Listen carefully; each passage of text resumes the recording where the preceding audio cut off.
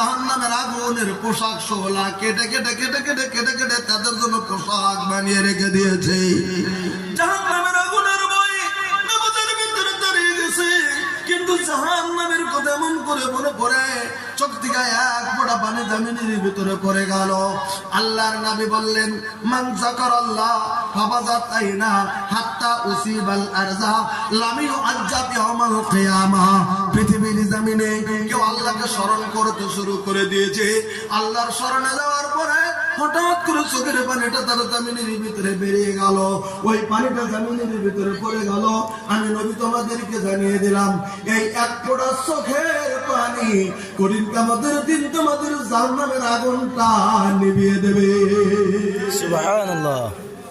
এক ফোঁটা চোখের পানির কত দাম! নবী সাল্লাল্লাহু আলাইহি ওয়াসাল্লাম ঘোষণা করে দিলেন, মান যাকারাল্লাহ ফাফাযাত আইনা হাত্তা উসিবাল আরজা লা